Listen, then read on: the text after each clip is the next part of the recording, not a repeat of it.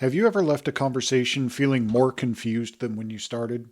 Like you had to apologize for something that you didn't even do? That nagging feeling that you're too sensitive or remembering things wrong might not be a flaw in your memory. It might be a sign of something much more calculated. In this episode, we're diving deep into the anatomy of gaslighting. We'll explore where the term originated, how to identify the signs, and how to reclaim your reality when someone else is trying to rewrite it. Today on Your Mind on Gaslighting.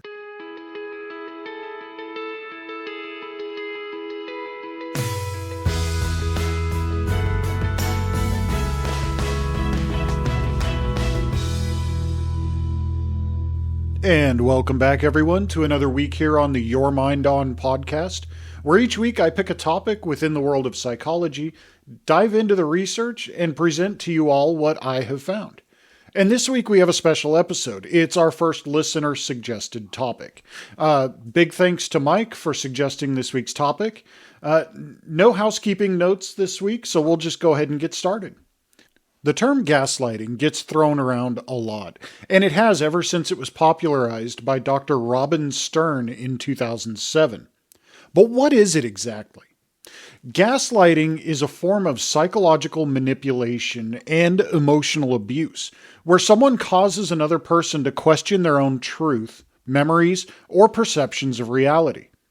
Basically, it is most frequently used to make someone feel crazy or mentally unstable with the intention to cause them to lose self-trust and become reliant on someone else's narrative. Gaslighting really gained traction as a concept in 2007 when it was introduced by Dr. Robin Stern through her book, The Gaslight Effect: How to Spot and Survive the Hidden Manipulation Others Use to Control Your Life.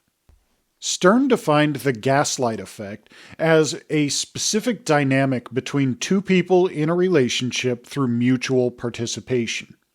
The key elements of her definition are perception distortion, which is one person subtly manipulates or distorts the other person's perception of reality in order to gain authority.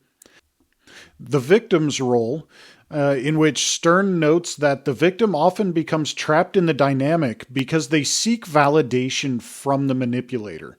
Basically, the person in this victim role holds the key to their own prison, in Stern's words. Now, this doesn't mean that the victim is to blame. It means that the manipulator is exploiting the victim's natural desire to be understood or validated. Then we have power imbalance.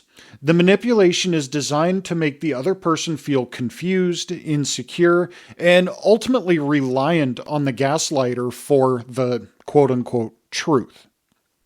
With gaslighting, I think the best place to start is at the origin.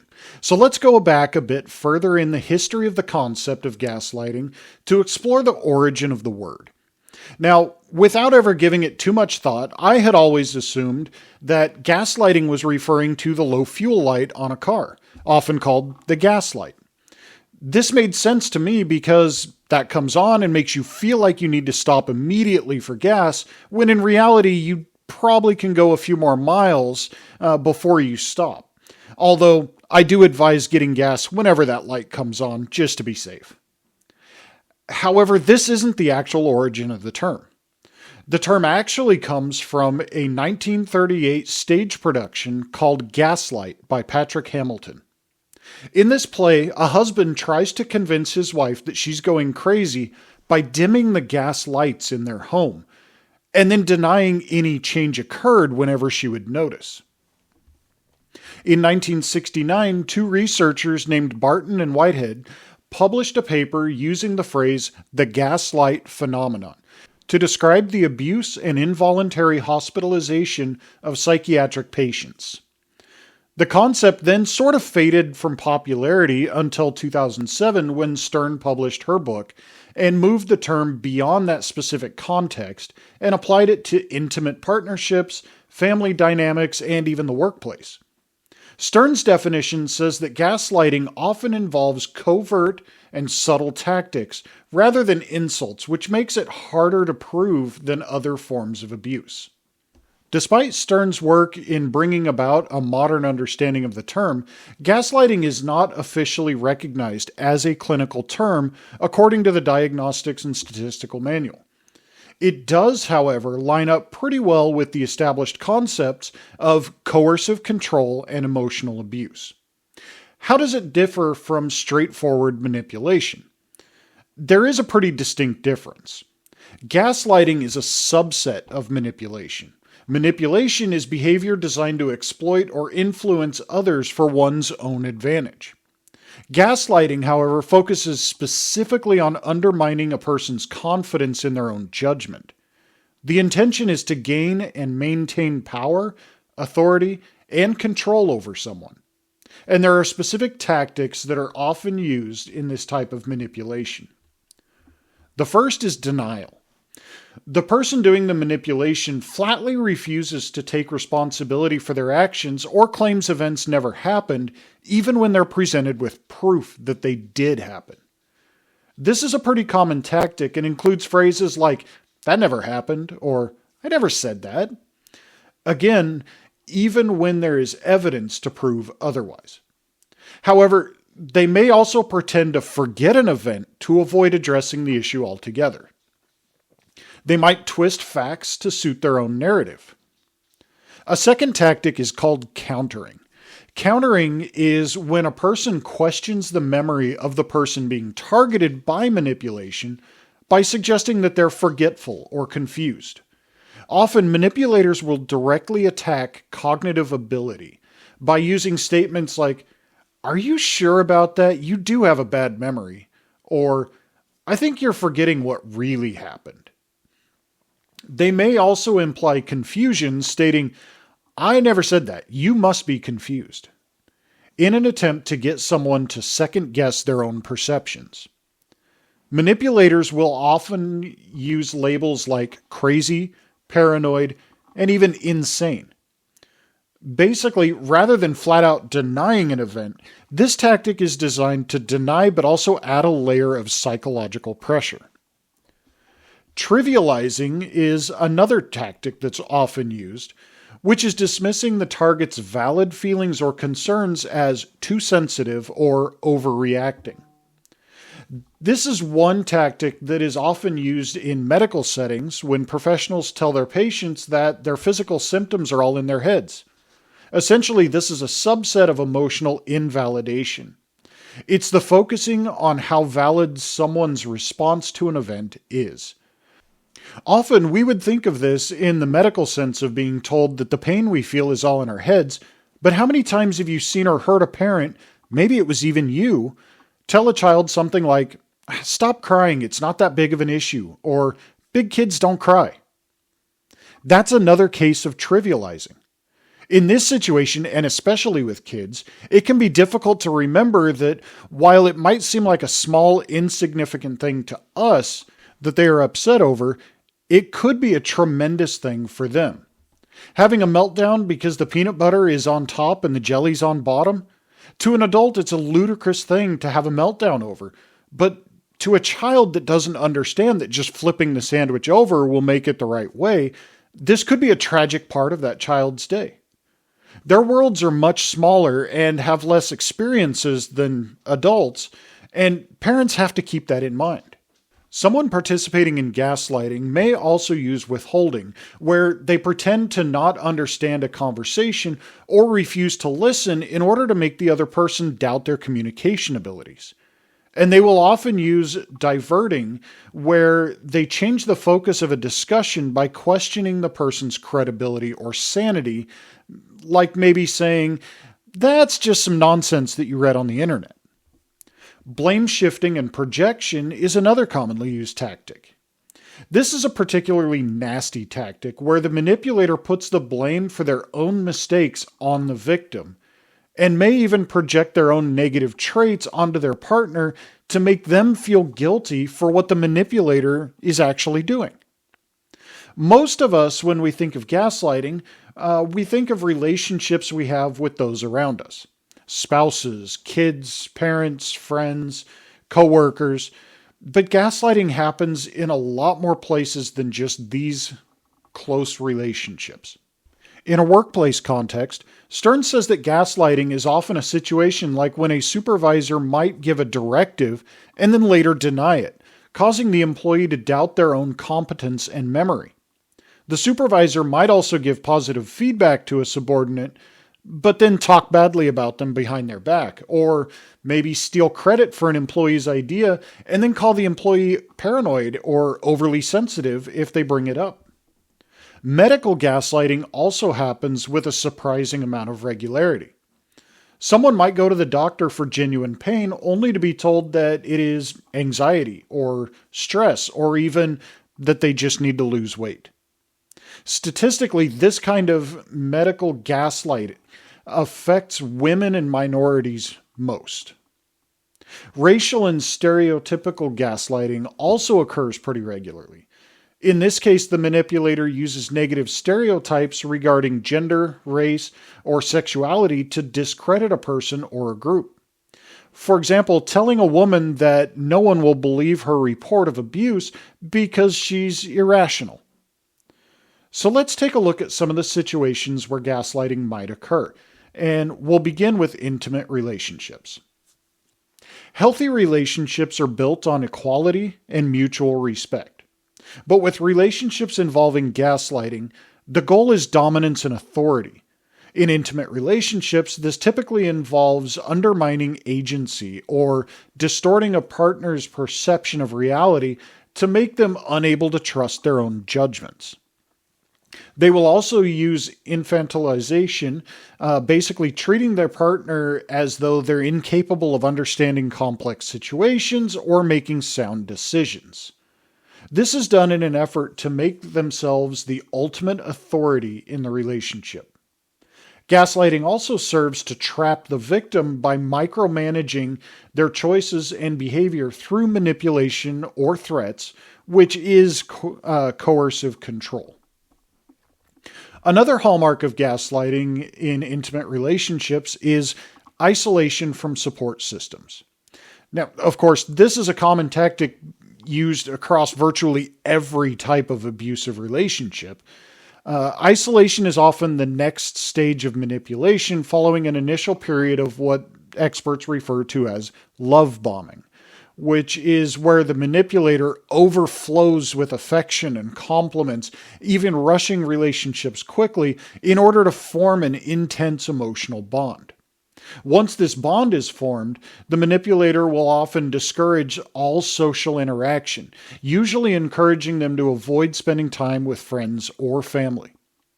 The manipulator may also spread negative rumors or cause social conflict to make the victim's external relationships more difficult to maintain. They might also make the victim feel guilty for wanting to be with others or suggesting that their desire for independence is a sign of being selfish. Manipulators will also often tell friends and family that the victim is losing it, confused, or paranoid in an effort to poison the support system. So what would be the main reason for this in a gaslighting situation? In cases of physical abuse, it's often to hide the injuries from others that can care about the victim. But in cases of manipulation like gaslighting, this is done to limit the number of people that the victim can talk to for perspectives and opinions. This way, family and friends can't provide that reality check, which in turn makes it easier for the manipulator to shape the victim's beliefs and thoughts.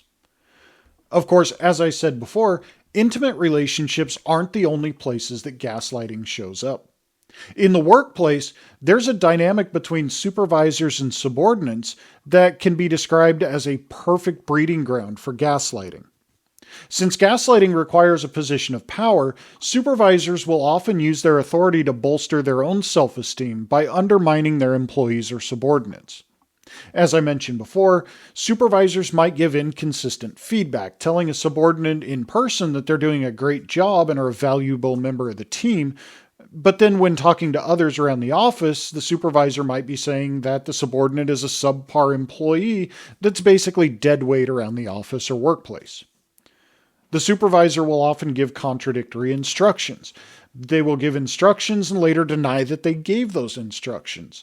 This will eventually and inevitably lead to the employee feeling like their memory is bad or that they're just incompetent.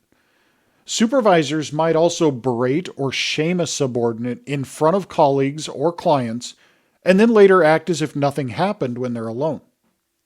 Subordinates may also be intentionally excluded from important meetings, and if the subordinate asks about it, the supervisor may dismiss the concern altogether by calling them paranoid, dramatic, or overly sensitive. In my opinion, one of the most common tactics used in the workplace is supervisors claiming a subordinate's idea as their own and denying giving the employee credit for the idea.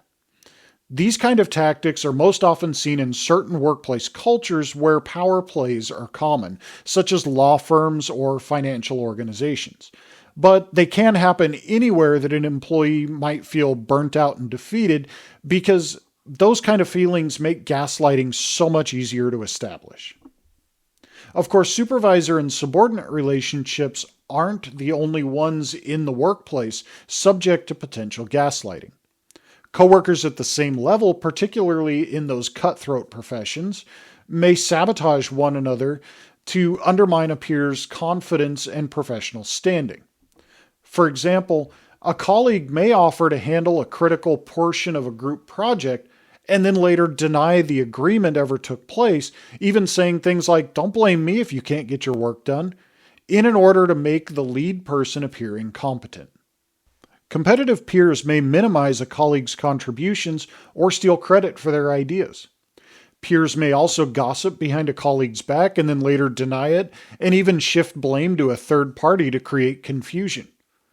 These peer manipulators may also work to undermine a person's self-trust by questioning decisions or claiming that the person is forgetful to make them question their own judgment.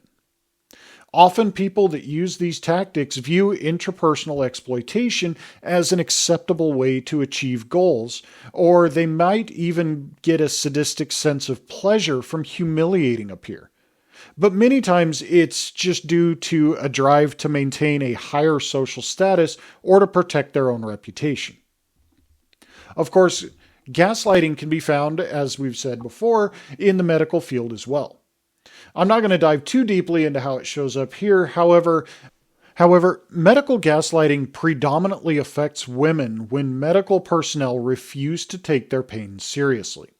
For decades, women were told that they did not suffer from heart attacks.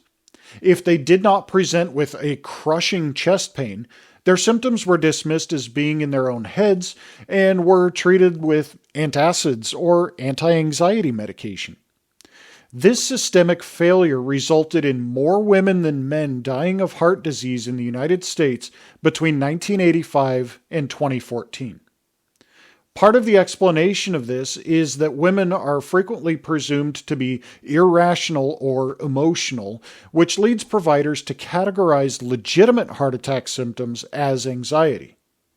Another telltale sign of medical gaslighting, particularly with women, is weight bias. Often the first explanation out of a medical professional's mouth is to attribute the issue to being overweight.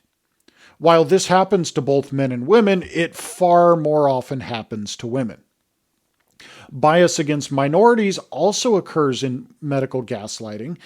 Medical staff may disregard someone's real illness or pain as a symptom of their environment. And I feel like it often gets thrown back on drug or alcohol abuse. In a doctor's eyes, for example, the patient may seem less educated, poor, and from a bad part of town, so the solution must be that the patient is actually on drugs, and that's what's causing their symptoms. Gaslighting isn't just limited to these contexts either. It, of course, can occur within families as well, as I mentioned regarding children earlier.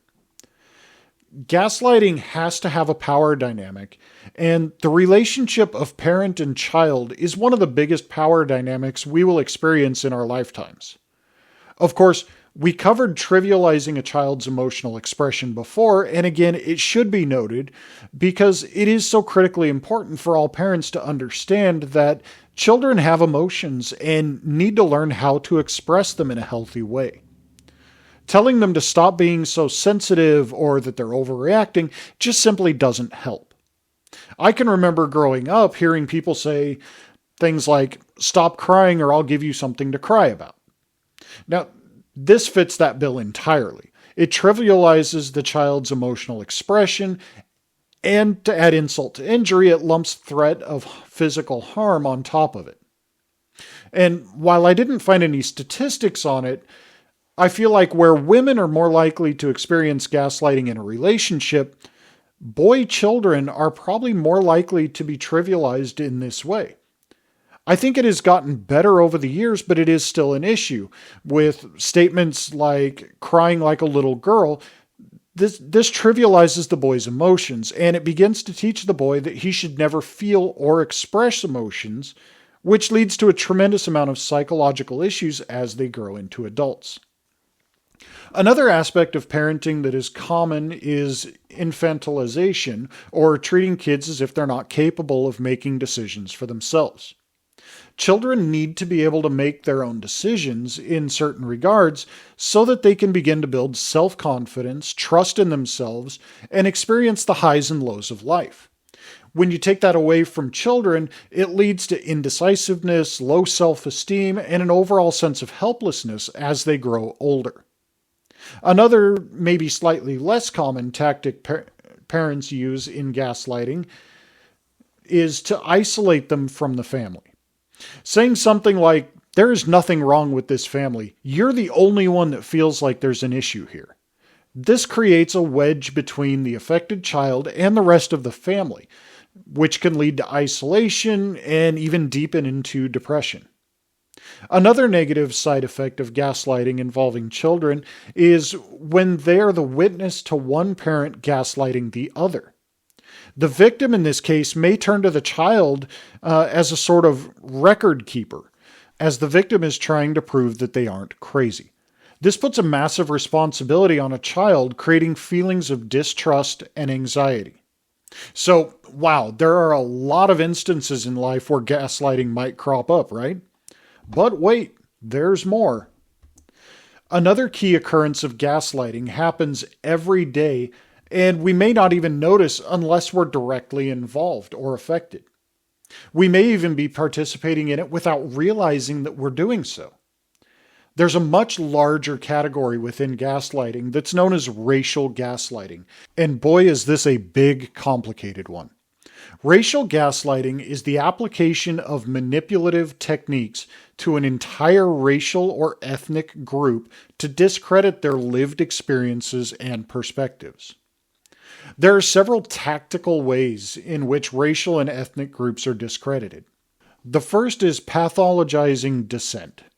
What this means is that whenever activists campaigning for social change are labeled as crazy or irrational, it undermines their credibility as a movement and takes attention away from their very valid concerns. Manipulators may also exploit racial stereotypes, similar to an example I gave earlier in regards to gender. Manipulators will say things like, "No one is going to believe you," is a way of pushing stereotypes to try to manipulate someone into giving in because of their race or ethnic background.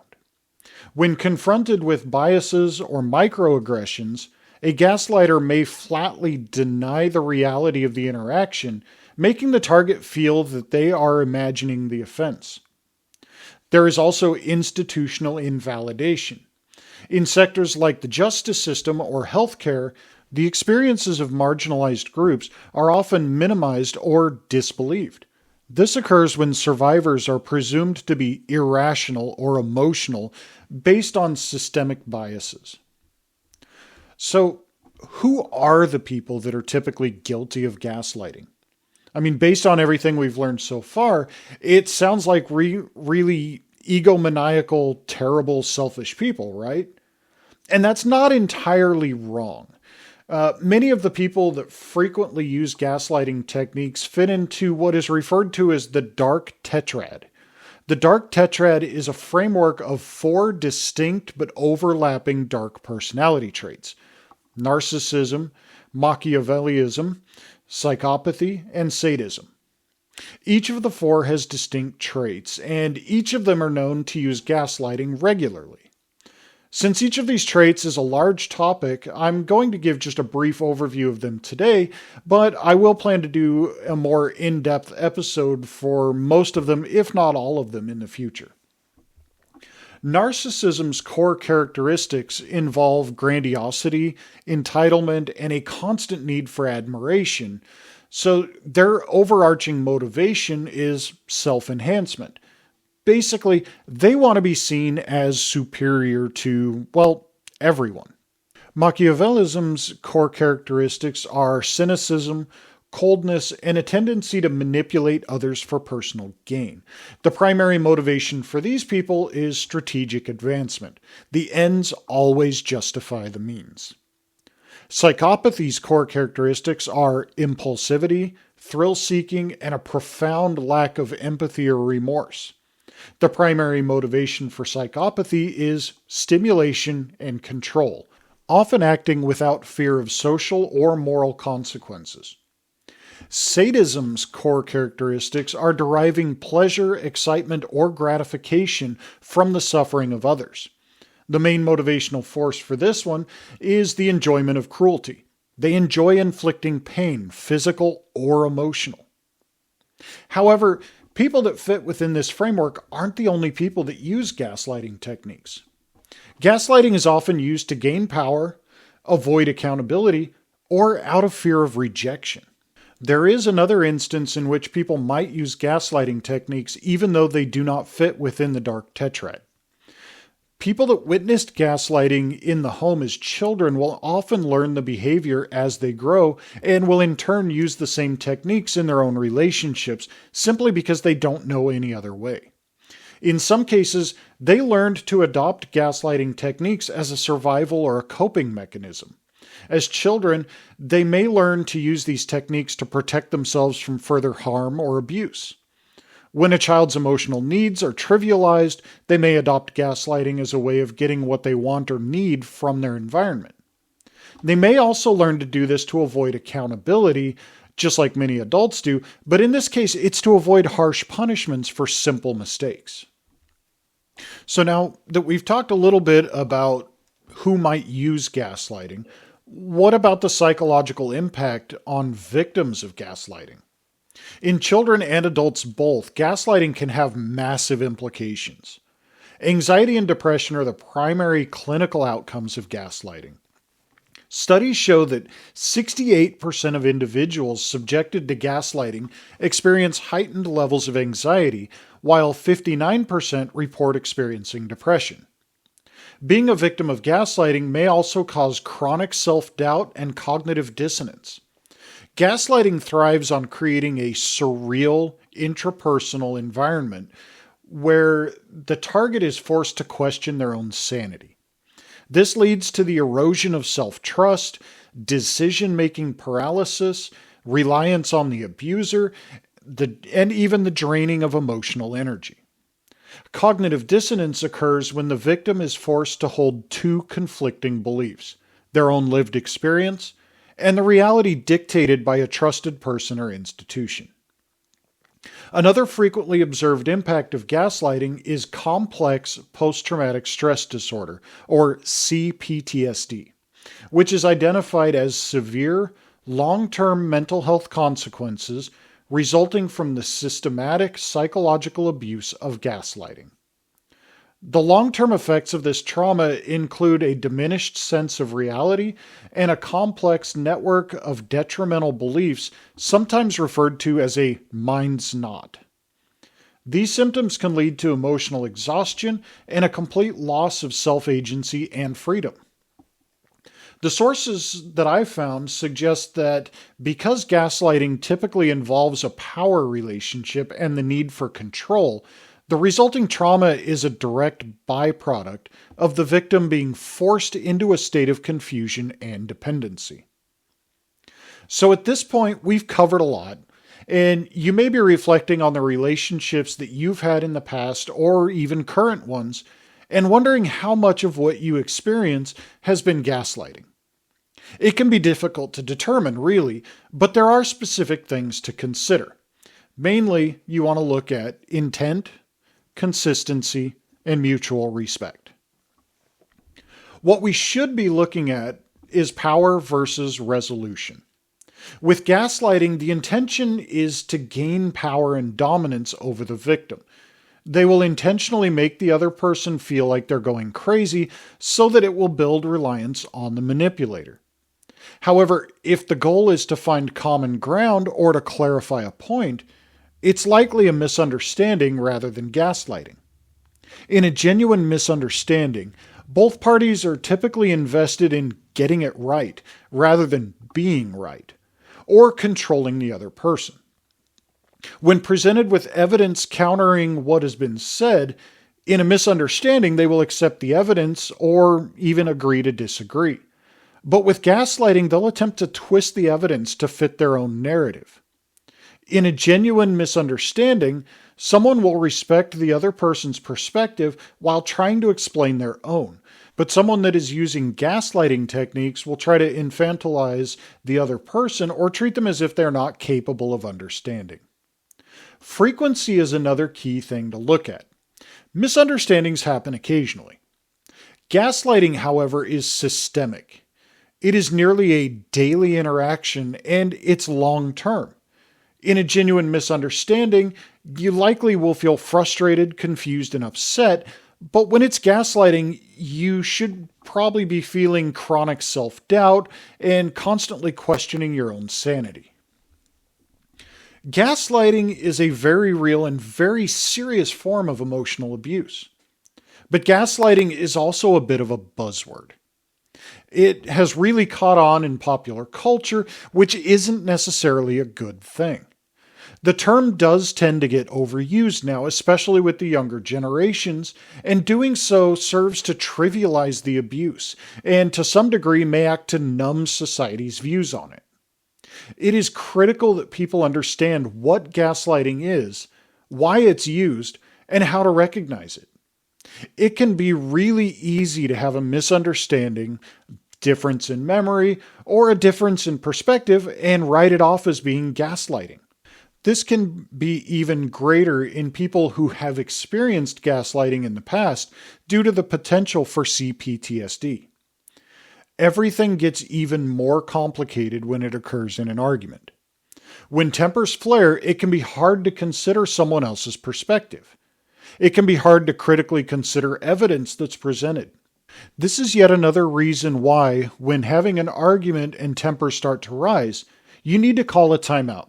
Go get a glass of water, a breath of fresh air, and allow yourself to calm down again before returning to resume the conversation or look at the evidence. Give yourself time to consider the other person's perspective. Don't be quick to assume that the other person is attempting to use gaslighting.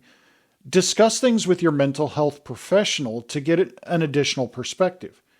And don't assume that if they are using gaslighting techniques, that it means that they are a narcissist or suffering from psychopathy. It is also possible that they experienced certain traumas as a child that led to them developing the use of gaslighting as a way of avoiding trouble, rejection, or other forms of emotional pain. And I would ask, just like with any other psychological condition or situation, don't overuse it in a tongue-in-cheek manner for something that isn't actually gaslighting. In the past, it was socially acceptable to use certain terms for psychological concepts or conditions as insults or other figures of speech that are now very much socially unacceptable. And we need to continue this trend with all things psychology. Back in the 90s, it wasn't uncommon to hear someone being called a schizo or psycho. And those things aren't acceptable anymore. And it should be the same with generously throwing around terms like gaslighting. Next week, we will revisit one of the dark tetrad, narcissism. Like gaslighting, narcissism is often thrown around in pop culture, but what is it really? What does it mean to be a narcissist? How do narcissists' relationships with others impact the other people? Join me next week as we dig into the mind of the narcissist and learn all about it. I hope you've enjoyed the show today, and as always, please feel free to reach out with any comments, questions, or topic suggestions to hello@yourmindonpodcast.com, via Instagram @yourmindonpodcast, or visit www.yourmindonpodcast.com to learn more about the show, stream episodes directly from the browser, and to learn more about who I am. And be sure to leave a rating on your preferred listening app. The more ratings we get, the more listeners will come and will allow me to focus more on creating great episodes to share with all of you. Once again, thank you for listening today. I'm John Shaw, and remember, understanding your mind is the first step to changing your life. Until next time, be kind to yourself.